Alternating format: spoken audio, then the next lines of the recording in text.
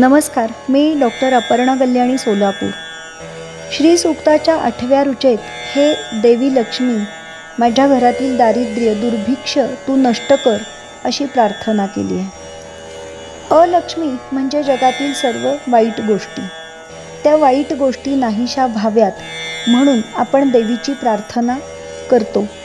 द्वेष, मत्सर, संशय, ईर्ष्या, असूया, घातक स्पर्धा, अन्याय, निंदा, कपटकारस्थान, भ्रष्टाचार, चोरी, हिंसा, असत्य भाषण, आळस, फसवणूक, लुबाडणूक, अप्रामाणिकपणा, हाव, लोभ, मोह, अहंकार, अंधश्रद्धा, हत्या, दुसऱ्यांनी केलेल्या कामाचे श्रेय स्वतःच घेणे, चहाड्या करणे, लोकांमध्ये गैरसमज निर्माण करून देणे, दुसऱ्याचे मन दुखावणे, कष्ट करण्याची तयारी नसणे, नकारात्मक विचार करणे, हे सगळे दोष म्हणजेच अलक्ष्मी.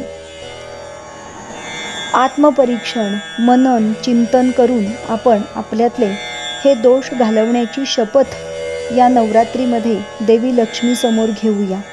याचबरोबर आम्ही स्त्री भ्रूण हत्या करणार नाही, हुंड्यासाठी कुणाला छळणार नाही, कुणावरच कसलाही अत्याचार आम्ही करणार नाही, आम्ही जातीभेद मानणार नाही, अंधश्रद्धा ठेवणार नाही, बुवाबाजी, गंडेदोरे, भानामती, करणी अशा गोष्टींवर विश्वास ठेवणार नाही. आम्ही नित्य उपासना करू.